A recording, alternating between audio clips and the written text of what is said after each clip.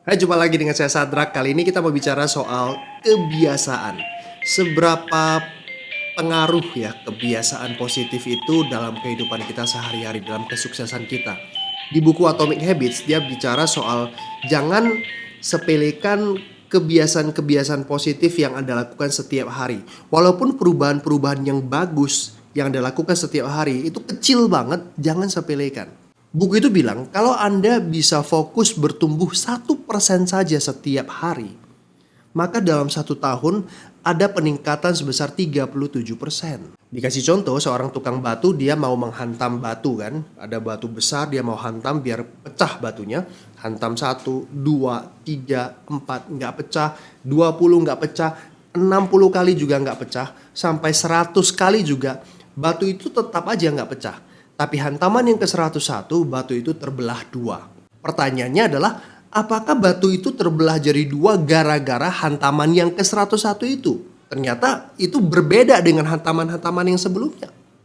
Atau semua hantaman, dari hantaman yang pertama, kedua, sampai ke-101, itu punya dampak. Sehingga membuat batu itu terbelah 2. Jelas semua hantaman itu turut memberikan andil. Makanya kecil tapi dilakukan dengan konsisten terbelah 2. Balok es yang meleleh ya, di sebuah ruangan minus 3 derajat Celcius, kemudian dinaikin suhunya setengah. Minus 2,5, minus 2. Batu es itu ya tetap aja tidak meleleh sama sekali. Minus 1, minus 0,5, tetap aja. Tapi sewaktu dia menyentuh 0, batu itu mulai meleleh. Kenaikan temperatur yang 0,5 derajat itu seolah-olah tidak ada efeknya, tidak ada artinya. Tapi justru banyak aksi sebelumnya itulah yang membuat es batu itu meleleh. Jadi teman-teman ada teori ya, ini garis ini namanya ambang batas perubahan. Kebiasaan-kebiasaan kecil yang kita lakukan setiap hari ya seperti ini. Kesannya itu tidak ada efeknya. Tapi sewaktu kita melewati ambang batas perubahan itu, maka disinilah titik perubahannya. Es batu yang tadi ya, menyentuh angka 0 derajat Celcius, itulah ambang batas perubahannya. Batu yang terbelah 2, ambang batas perubahannya itu sewaktu menyentuh angka 101 pukulan.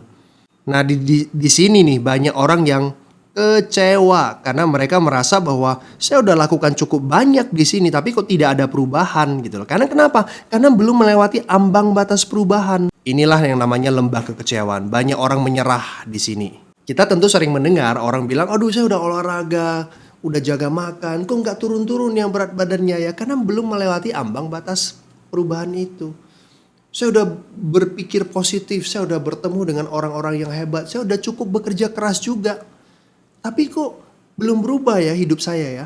Karena belum melewati ambang batas perubahan.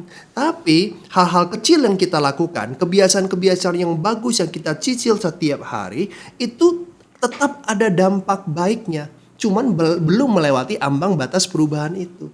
Ada sebuah kisah nyata yang diceritakan di buku tersebut. Ya, atlet sepeda Inggris yang hampir selama 100 tahun baru menjuarain 1 kali saja Olimpiade. Dan ajang balap sepeda yang paling bergengsi, Tour de France, Inggris selama 110 tahun belum pernah menang sama sekali. Inggris lalu mengganti pelatihnya. Dia merekrut Dave Brailsford di tahun 2003. Dave mengubah semuanya. Ya, dibikinlah kebiasaan-kebiasaan baru yang harus dilakukan oleh para atlet. Prinsipnya adalah perbaikan 1% saja setiap hari. Harus lebih baik 1% setiap hari. Persis seperti buku Atomic Habits. Dari peralatan sepeda, kebiasaan atlet itu mencuci tangan, cara mereka latihan, jenis bantal dan kasur yang mereka pakai tiap hari, itu semuanya diubah. Mereka bentuk kebiasaan-kebiasaan yang baru. Dan 5 tahun kemudian, 2008, Olimpiade di Beijing. Inggris memenangkan 60% dari medali emas yang diperlombakan. 4 tahun kemudian, di London, Olimpiade London, cetak rekor baru lagi di Olimpik, serta 7 rekor dunia. Dan Tour de France yang selama ini belum pernah juara, sejak itu 5 kali berturut-turut juara. Jadi kalau kita tarik ya dari 2007 sampai 2017, Inggris telah menjuarai 178 kejuaraan dunia. Menang 66 medali emas Olimpik dan Paralimpik, menang 5 kali Tour de France. Jadi kebiasaan-kebiasaan positif yang dibentuk oleh para atlet Inggris butuh 5 tahun untuk bisa tembus batas ambang perubahan itu. Jadi jangan sepelekan habits ya, kebiasaan-kebiasaan positif yang Anda lakukan tiap hari. Nah, dalam dunia MLM juga sama.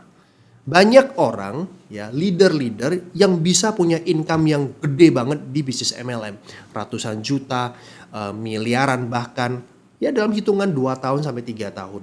Tapi tidak bertahan lama. Banyak yang akhirnya rontok serontok-rontoknya dan mereka akhirnya memutuskan pindah lagi ke MLM lain dan ngalamin hal yang sama lagi, pindah lagi dan ngalamin hal yang sama lagi. Kenapa?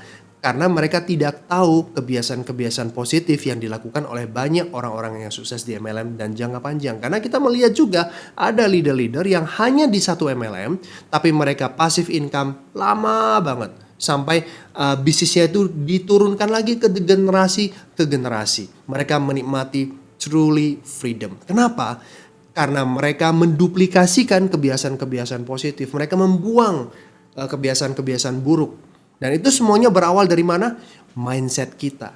Nah, makanya Networking Guru akan mengadakan satu training yang akan diadakan nanti pada hari Minggu tanggal 28 November ini, jam 2 sore, secara online di Zoom. Kita akan membahas the power of habits, dahsyatnya kebiasaan yang membawa freedom. Selama 2 jam, teman-teman nanti akan dipaparkan apa saja kebiasaan-kebiasaan orang-orang sukses di bisnis MLM. Apa yang mereka pupuk, berawal dari mindset sampai action yang mereka lakukan, yang mereka duplikasikan ke tim juga. Dan ada satu training online lagi yang perlu Anda ikuti juga, yaitu pada tanggal 1 Desember pada hari Rabu.